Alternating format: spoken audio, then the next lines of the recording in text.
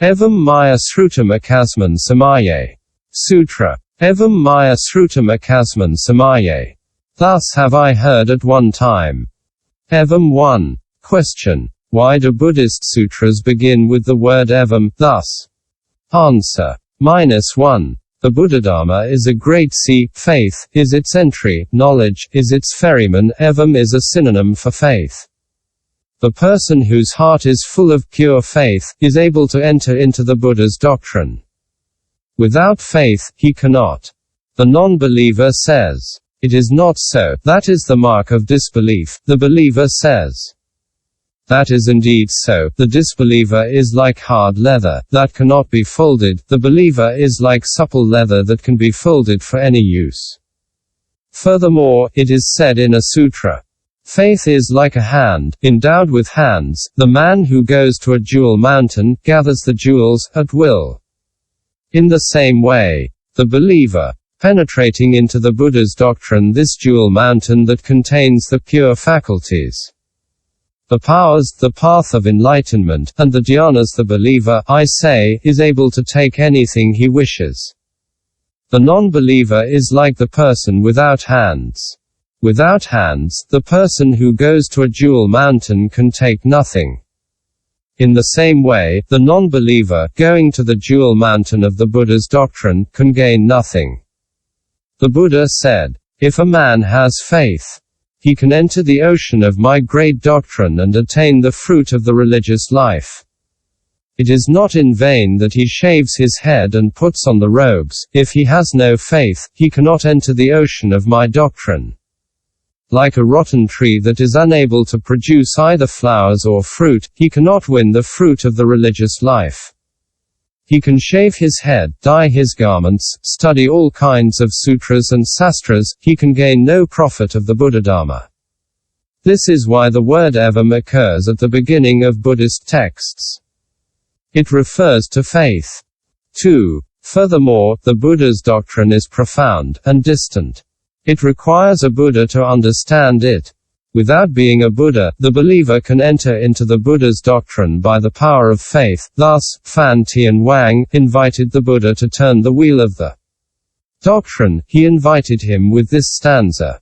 In Jambudvipa, at one time, there appeared many impure doctrines. Open the gate of immortality, preach the pure path. The Buddha replied with this stanza. My doctrine is very difficult to grasp, it is able to cut through the fetters. Those whose minds are attached to the desire of the triple world are unable to understand it.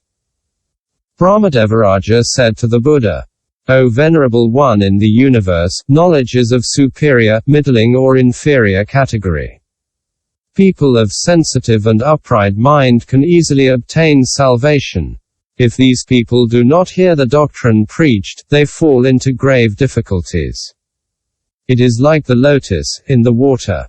Some are born, some ripen, some remain within the water without emerging. If they do not have sunlight, they do not expand. The Buddha is like the sunlight, sent forth by his great loving kindness and great compassion, that he might have pity for beings and preach the doctrine.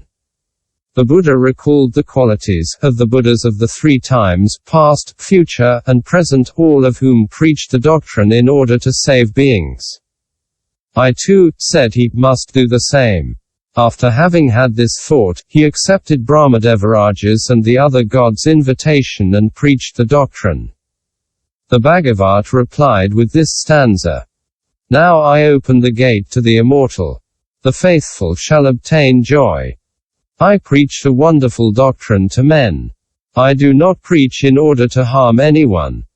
In this stanza, the Buddha does not say that it is the generous person who will obtain joy, or the person with knowledge, morality, patience, energy, dhyana, or wisdom. The Buddha is speaking only of the faithful. His intention is the following. My supreme, profound doctrine is subtle, immense, incalculable, inconceivable, immovable, without support, without attachment, and without perceived object, but it is not true that the Omniscient One is unable to explain it. That is why, in the Buddha's doctrine, the power of faith is primordial. It is by faith that one enters into it and not by generosity, discipline, patience, energy, dhyana or wisdom. Thus some stanzas say, in this world, the mind of beings is changeable. They love the rewards of merit, but they dread meritorious action. They seek existence and avoid destruction. First they listen to doctrines drawing their inspiration from wrong views. Their mind becomes attached to it and they penetrate it deeply. My doctrine is very profound. Without faith how can it be understood?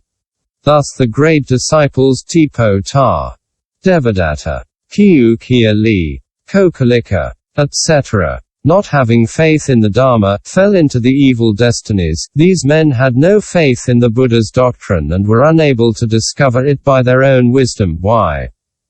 Because the Buddha's doctrine is profound. Thus Brahmadevaraja uttered this stanza to Kokalika. You want to measure the incommensurable doctrine. The wise man has nothing to measure. He who wants to measure the incommensurable doctrine is nothing but a dull worldling. 3. Another meaning of Evam. The person whose mind inanimated by correct faith can understand the doctrine. Otherwise, he understands nothing. A stanza says, the listener of pure and clear attention attentively follows the discussions. Leaping for joy, he hears the doctrine, his mind full of joy.